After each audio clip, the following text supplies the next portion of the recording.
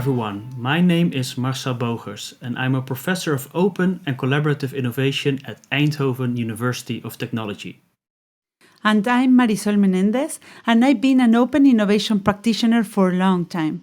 Open innovation is my passion. We welcome you to a new session of World Open Innovation Conversations. As you know, we meet with the top leaders from academia and industry who are creating the present and the future of open innovation. High-quality conversations about what we love and with respected friends. What more can we ask for, Marcel? Not much, I would say. And I think, as we like to say, this is a bit of our own open innovation effort. From my perspective, open innovation is very much about knowledge flows across organizational boundaries. And I think here we really want to bridge boundaries between research and practice and bring together academics, practitioners, and policymakers to develop new ideas and insights and thereby really inform the best practices out there, as well as how we can understand them from a more theoretical point of view. In a way, I think we can call it maybe, bringing together best of both worlds. Of course, at least we're aiming for that, And if you are tuning for the first time, I invite you to listen to our previous chapters. We have 4 so far, 3 1-hour episodes and 1 30 minutes. And in the first 3, we have more detail and a good mix of academia and industry. We talked about grand challenges, innovation ecosystems, and ownership. Those are detailed conversations that you can also enjoy in video. Yes, exactly. And in our now renewed efforts to develop shorter podcast episodes without videos, just focusing on the audio, we're engaging in really personal conversation with top leaders in various domains. And in a way, I think we really see them as conversations among friends, but really friends we admire very much. And at this point in time, we're really looking into the human side of open innovation, which is also the topic of this year's World Open Innovation Conference. It's, of course, a very broad topic with many different angles to address. And today we have a new exciting one. So let's begin with the session. We are ready, Marcel. And as you were saying, following this big topic of the human side of open innovation, today's session is titled Crowds and Individuals, a Social Dimension of Open Innovation. One of the key differentiators of our time is the speed of connection and communication. I think we can agree that we have connection and capabilities that never before in human history were possible. This has a clear reflection on the way humans connect to each other to collaborate. And we see that in all the crowd movements, for example, with crowdsourcing, crowd-sharing, crowdfunding. Technology allows for crowds to gather in the digital world and put hands to work in collaboration. One of the big questions from the open innovation perspective is how does this behavior affect the open innovation dynamics? How to make them efficient and work at their best? What do you think, Marcel? Yes, absolutely agree. And I think in the context of open innovation, I am myself also very interested in the real human side of collaboration. So in terms of, for example, psychological, cognitive, and other individual level underpinnings, or what we sometimes call the micro foundations of open innovation. At the same time, for me, I think the great potential of better understanding this on that individual level will, I think, also allow us to better understand how we can address some of the more complex challenges that we are currently facing as a society. So I really can't wait, and I suggest that we go straight to the topic and welcome today's guest. Oh, Marcel, yes, and we are so happy and so excited to welcome Ann Majchrzak, Emerita Chair Professor of Digital Transformation at the University of Southern California, and she's author of a new book, Unleashing the Crowds, Collaborative Solutions for Wicked Business and Societal Problems. This falls straight into the topic that we're talking about, and it will be really interesting to talk today and also explore the topic in the World Open Innovation Conference. Let's welcome Ann. Welcome. Yeah, welcome, Ann. Thank you. And thanks also, of course, for sharing your time with us today. Yeah, I mean, as we explained, this episode in our podcast series here is framed under the topic of the human side of open innovation. And maybe as a way of introduction, could you maybe share us, what is your perspective on this topic and how have you worked with it in your research? Sure. Thank you so much for asking.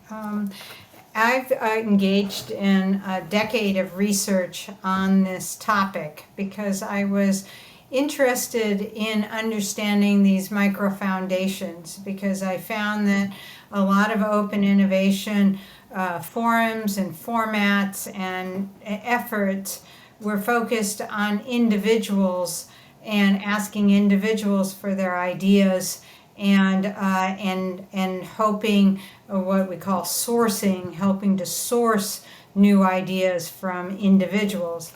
And I'm a social psychologist involved in digital transformation, so I knew that I knew in my gut that humans are in fact very social creatures. And social, I don't mean that they fundamentally just need everybody to approve of them, but what I mean is that they develop and they create based on interactions with others.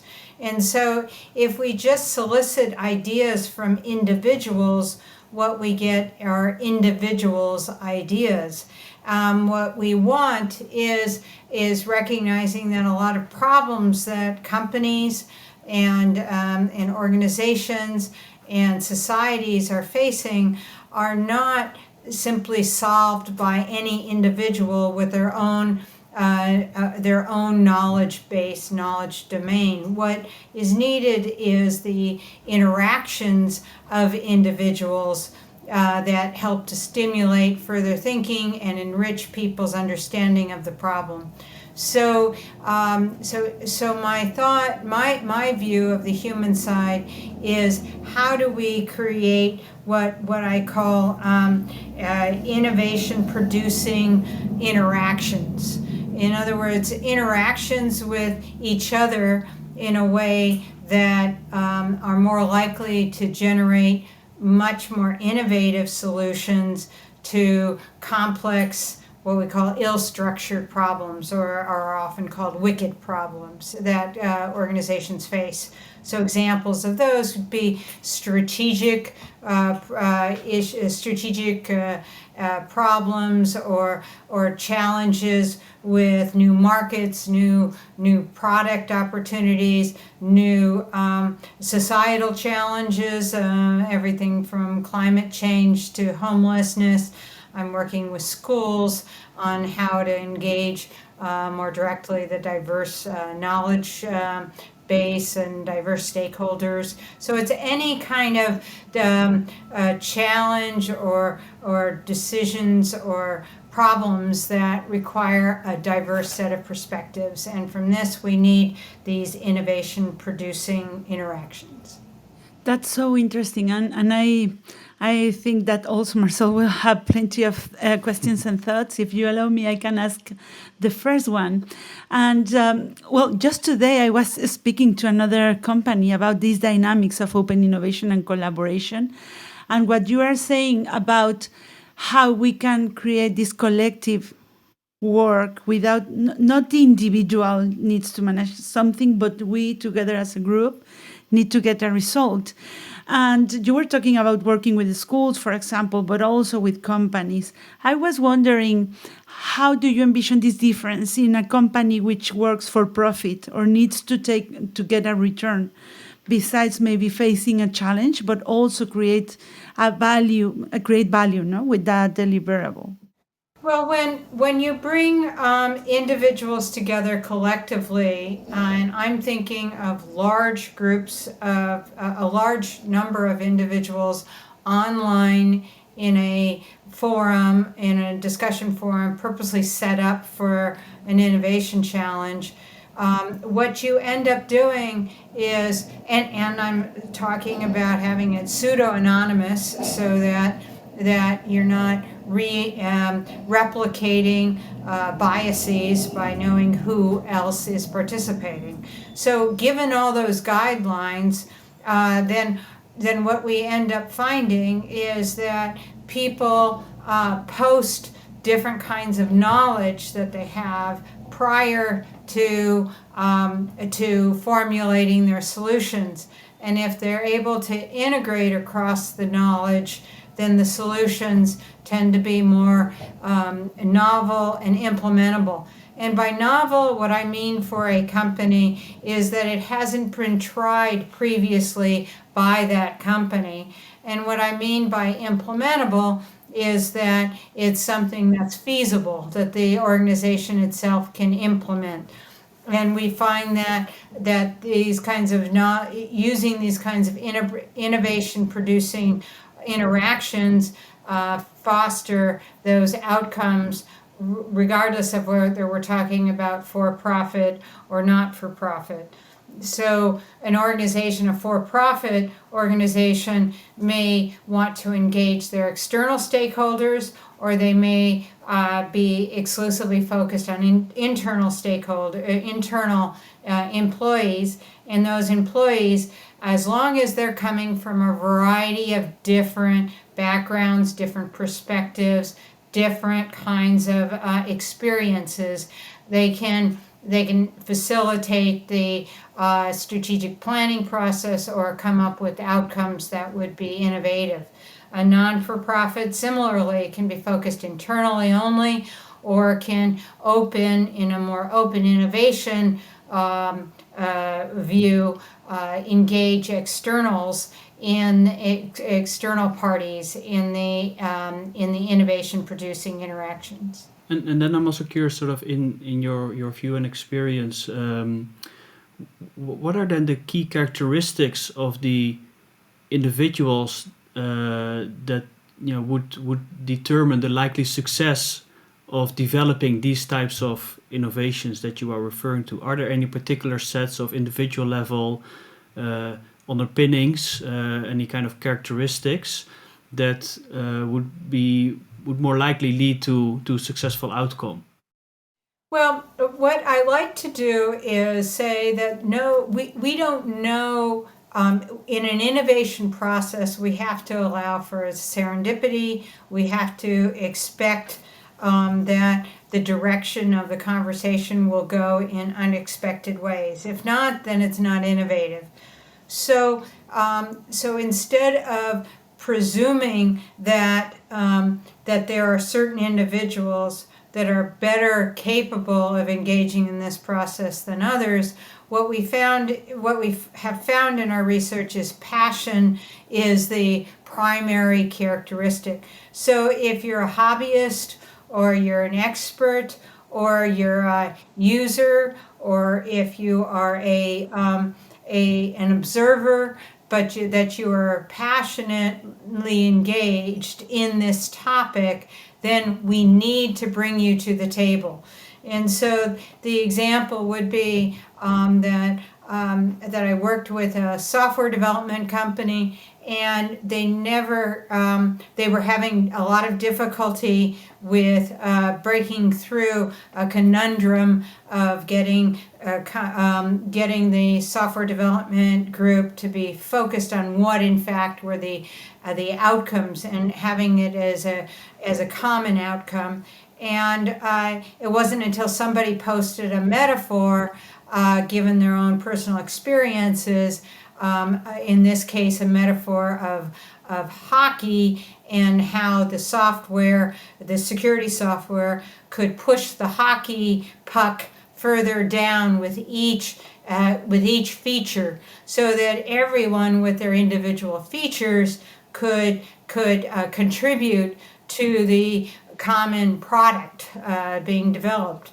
Well, the person who offered that metaphor was a secretary, and the reason why she thought about the metaphor was because her son was in a hockey, was a young hockey player, and she would watch the coach, and how the coach would keep everyone focused on moving the hockey puck forward.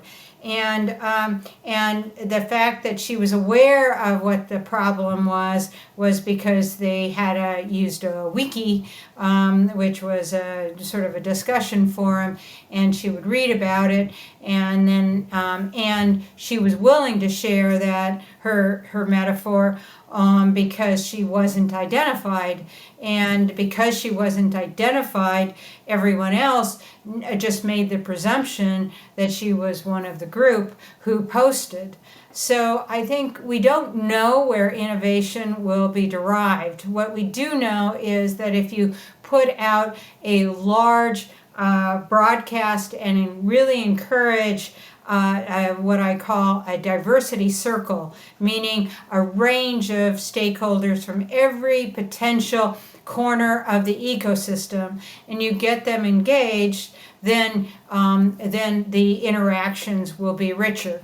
So now there are certain characteristics that make it easier for certain people to participate. And so, for example, if you've got marginalized people, like I worked with New Zealand, and we were working with we wanted to engage the Maori in a challenge around pest control, and the Maori were living in circumstances where they did not have access to the internet.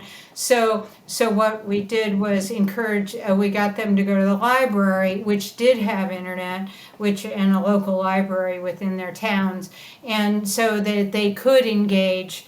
And so we do want to make sure that people are able to have the capability to access. What we found within profit companies is oftentimes the staff who the workers who are on the production line don't have access to the internet, and so again that has to be provided to them at some point. Now it's very important to remember that when I talk about innovation producing interactions, I have several principles or characteristics of the interactions themselves that allow individual creativity to shine.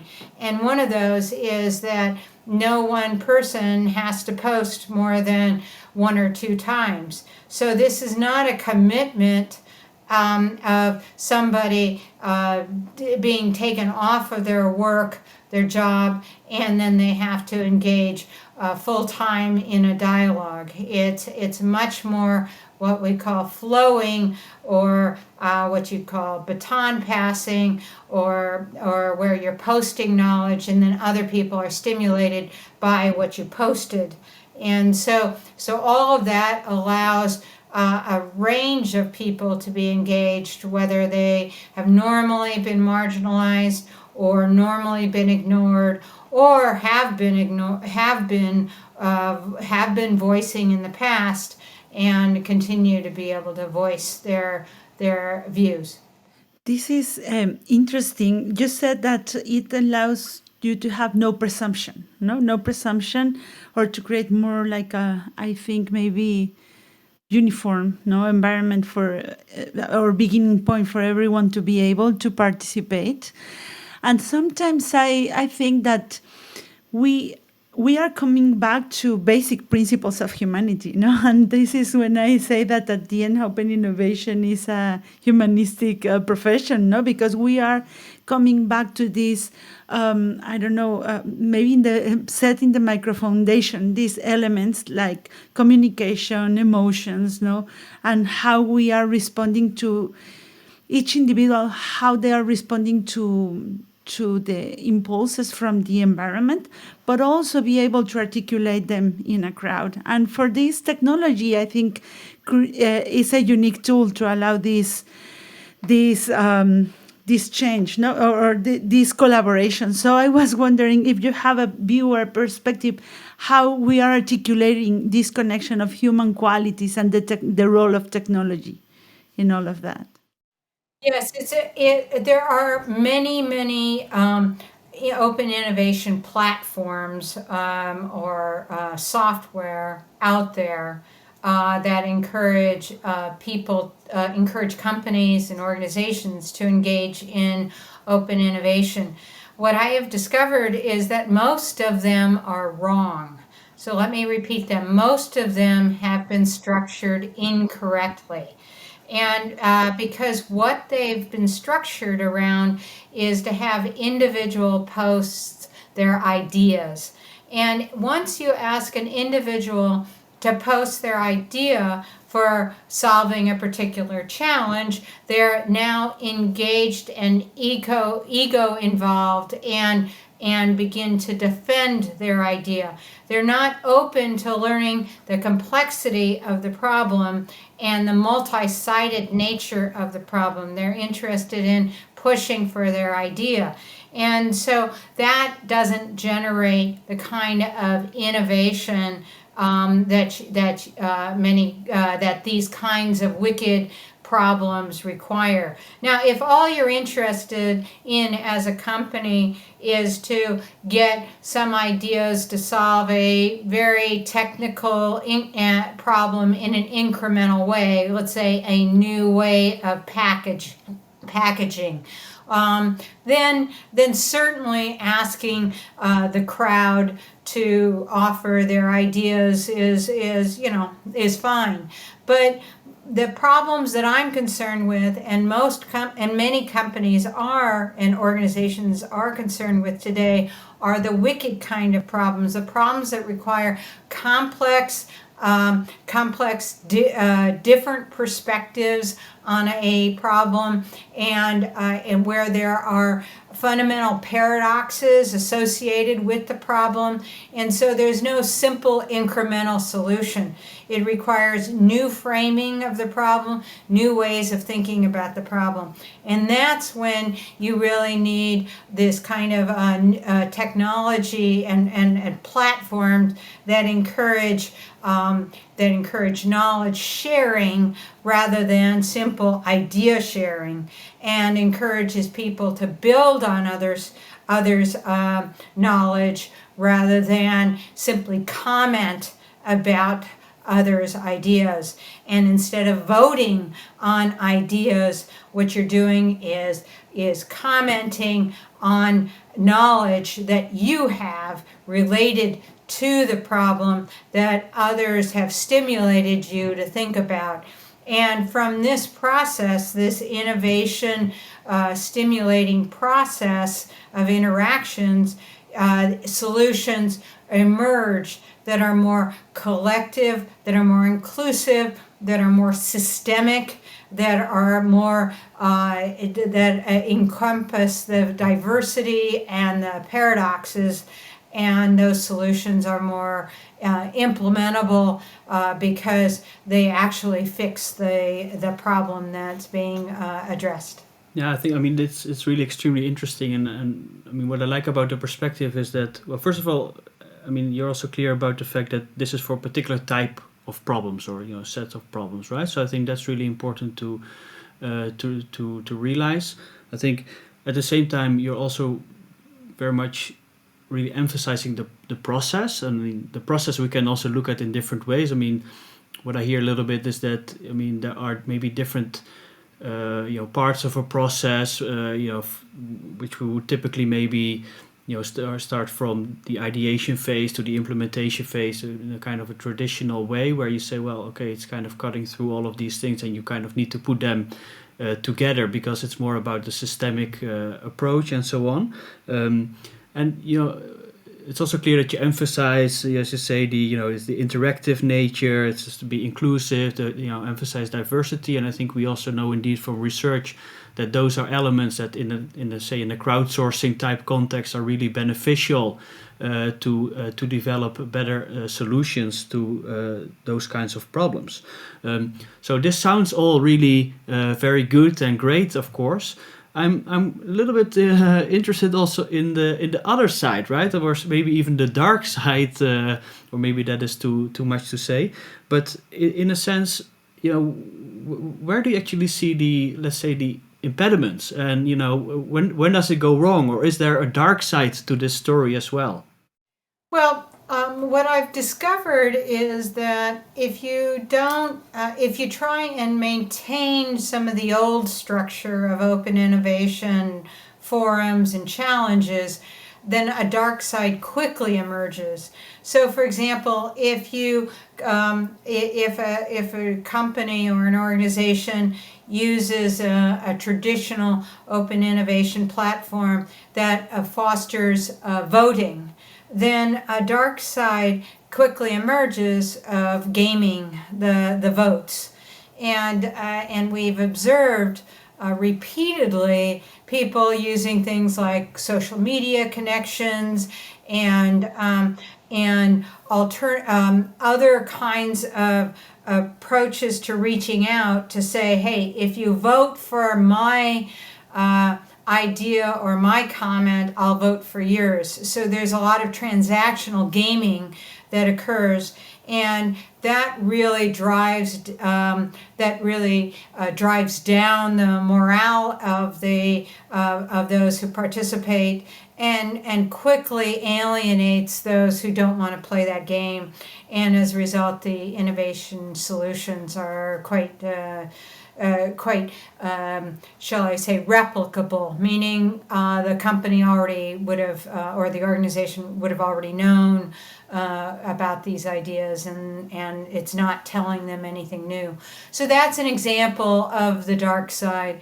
Another example of the dark side is that if you use these open innovation forums that require people to be self-identified, what we find is so you know who's posting what. We find that can quickly lead to a what we call a social ingratiation process, where you're ingratiating yourself to others, meaning you're saying what you think others want to hear. And so your unique knowledge and your unique perspective tends to get completely washed out, and you withdraw cognitively and psychologically from this process. And then as a result, again, the companies or the organizations will end up saying, oh, the solutions, we already expected them. They're not really telling us anything new. So that's a dark side. Another dark side is when the organization has not prepared for the solutions that are coming, and they guarantee to the crowd that they will implement or they will try and that the solutions will have impact to the organization in some way, and they say that, but they don't really mean that. And so as a result, they haven't set up a steering committee of cross-functional managers and decision makers, and instead they think that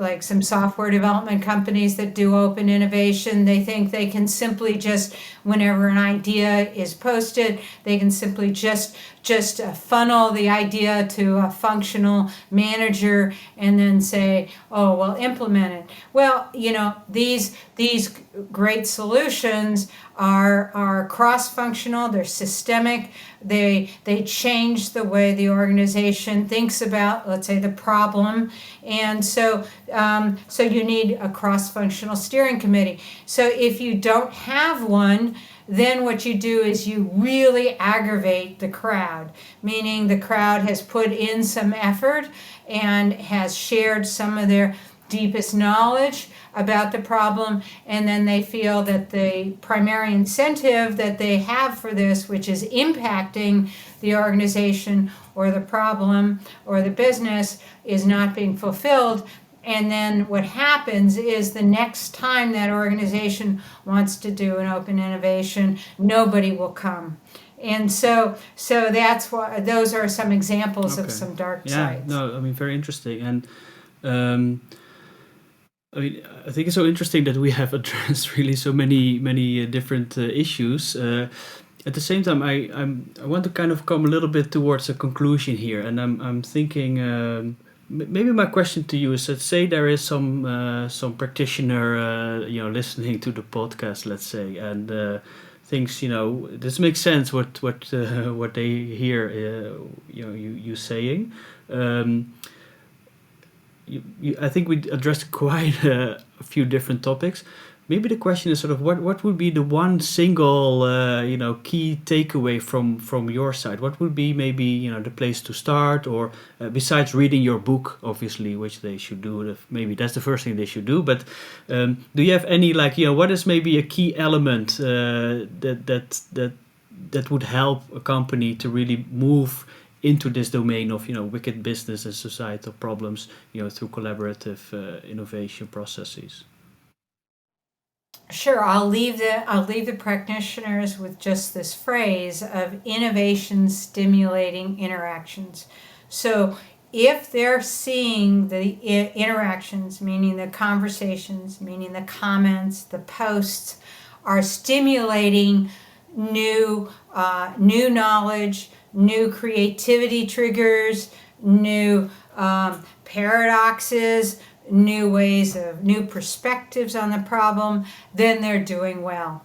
If upon observing the comments and the conversations and the follow-ups that are happening in terms of comments, if they observe that everybody's focused on, let's say, somebody's idea, then you know that that's not going to be where you need to get. Or if people are voting and such that an idea, one idea surfaces more than another, that's not going to work for you. So I think the real key is observe the form of the flow of the innovation producing interactions, and encourage more innovation producing interactions, as I've discussed. Yeah, great. Yeah. And I think, implication for researchers is that they should study all of this stuff, of course, and build on some of your work. And I think, of course, many of our colleagues are working on different related aspects. Adding up to all the ideas that you said, and of course the conclusion that Marcel said just before, I think it's interesting to see that the elements of basic human values are intertwined here. And at the end, you said also somehow that we need to keep trust of the crowd for the process, no? And if we are aware of these interactions, the trust won't be broken and the process can continue. I like that a lot from the practitioner point of view as well. This was inspiring, and thank you for being with us. Yeah, great. Thank you. This was really, I think, so rich from many different angles, and I think we could really keep going for a long time. And actually, I think we will do it. Not the least, as you were one of the keynote speakers at our World Open Innovation Conference. So this would be, of course, the place to discuss this and other topics related to the human side of innovation with you and many other leading academics and practitioners as well. Thank you again for including me in your podcasts, and I'm looking forward to the World Open Innovation Conference in November. I'm also looking to the conference, Marcel. I already have my flight. I'm looking forward to continuing all these conversations in person and this good mix of academia and practice that we all love. And I'm also looking forward to our next podcast episodes. I advise everyone to keep tuned, to stay tuned, to listen to our previous conversations, and of course, look forward to our future guests. Yeah, of course. And we'll do this on a variety of topics related to open innovation, including very much the human side as we talked about today, but then from other perspectives, but also beyond that. I think we want to cover many different aspects right there. Don't forget to follow us in our webpage, worldopeninnovation.com, in Twitter, LinkedIn, and Spotify, of course. Yes, and then to conclude, thank you again so very much, Anne. Really appreciate having you here. And a big thanks also to our WOIC team and Jacob in particular behind the scenes, for his dedicated work on these podcasts. And thanks to our listeners, of course, and we'll see you again next time. Goodbye, everyone. See you. Thank you, Anne. See you.